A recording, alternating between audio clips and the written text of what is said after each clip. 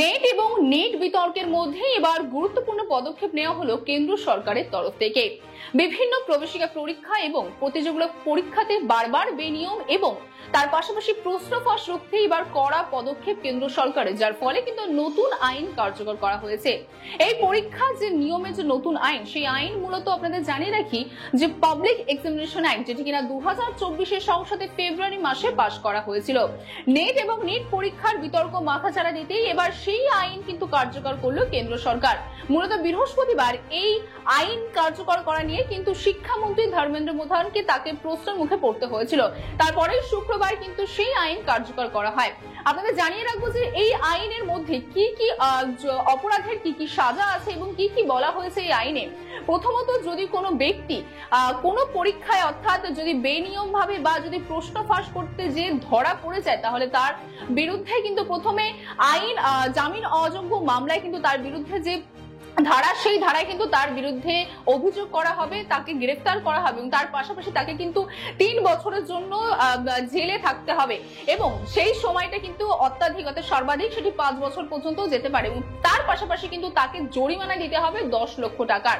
এবং তার পাশাপাশি আরো বলা হয়েছে, যদি কোনো বলতে পারেন যে কর্তৃপক্ষ অর্থাৎ যে সংস্থা এই পরীক্ষা করাচ্ছে, মূলত যেমনটা আমরা জানি যে সংস্থা আয়োজক বা নিয়োজক যে সংস্থাগুলি, সেই সংস্থাগুলির মধ্যে কেউ যদি এরকম জানতে পারা যায় যে তাদের মধ্যে তারা আগে থেকে জানতো যে পরীক্ষায় বেআইন হয়েছে বা প্রশ্ন ফাঁস হয়েছে, তাহলে সেই ক্ষেত্রে কিন্তু 1 কোটি টাকা জরিমানার কথা বলা হয়েছে এই আইনের মাধ্যমে।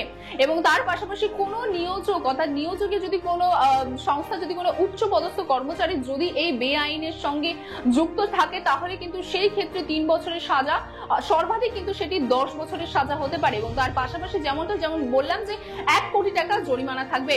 এবং অন্যদিকে যদি আয়োজক সংস্থার কেউ তরফে যদি এই বেআইনের সঙ্গে বা পরীক্ষায় কোনো প্রশ্ন ফাঁস বা বেআইনের সঙ্গে যদি যুক্ত থাকে, সেই ক্ষেত্রে কিন্তু মূলত 5 বছরের সাজা এবং সর্বাধিক সেটি 10 বছর হতে পারে সেই সাজা, এবং সেখানেও কিন্তু মূলত 1 কোটি টাকা জরিমানা।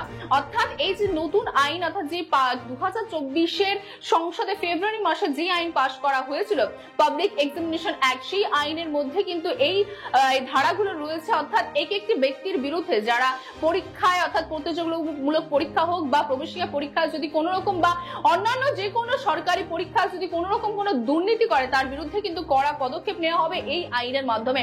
আপনারা জানিয়ে রাখি যে নেট পরীক্ষা নিয়ে কিন্তু বিতর্ক চলছিল এবং নিটে যে প্রশ্ন ফাঁস হচ্ছে, সেখানে যে বেআইন হচ্ছে, সেই নিয়ে কিন্তু ইতিমধ্যেই তদন্ত চলছিল। নিট, আপনাদের জানিয়ে রাখি যে ডাক্তারি প্রবেশিকা পরীক্ষা হলো নিট, এবং সেই পরীক্ষা নিয়ে ইতিমধ্যে যে শোরগোল চলছে সমগ্র রাজ্য জুড়ে। বিরোধীরা বারবার কেন্দ্রকে নিশানা করছে যে তাদের অবহেলার জন্য কিন্তু এই নিটে যে দুর্নীতি হয়েছে, সেই দুর্নীতির কথা বলা হচ্ছে। এবং এই মুহূর্তে আপনাদের জানিয়ে রাখি যে বিহারের আর্থিক দুর্নীতি দমন শাখা কিন্তু সেই নিট পরীক্ষায় কিন্তু তারা তদন্ত করছে এবং ইতিমধ্যে কিন্তু নিট পরীক্ষায় 13 জনকে গ্রেফতার করা হয়েছে এই দুর্নীতির সঙ্গে যুক্ত থাকার জন্য।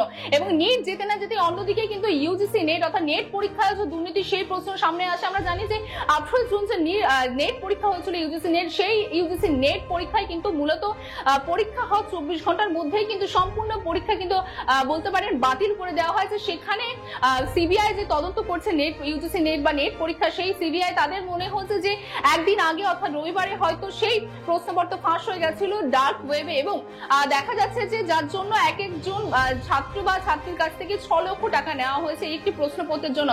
যে বিষয় নিয়ে কিন্তু এখনো পর্যন্ত তদন্ত চলছে। এখনো পর্যন্ত যদিও নিট পরীক্ষায় 13 জনকে গ্রেফতার করা হয়েছে দুর্নীতির সঙ্গে যুক্ত থাকার জন্য, কিন্তু নেট পরীক্ষায় কিন্তু এখনো পর্যন্ত কাউকে গ্রেফতার করা হয়নি, তদন্ত এখনো চলছে। এবং ঠিক সেই নেট এবং নেট দুর্নীতি, তার পাশাপাশি অন্যান্য সরকারি পরীক্ষায় কোন রকম কোনো বেআইন বা দুর্নীতি সম্পূর্ণভাবে রুখতে কিন্তু এই নতুন পদক্ষেপ নেওয়া হয়েছে কেন্দ্র সরকারের তরফ থেকে। নতুন যে পরীক্ষা আইন, যেমনটা জানালাম যে পাবলিক এক্সামিনেশন অ্যাক্ট, সেই অ্যাক্টকে কার্যকর করা হয়েছে।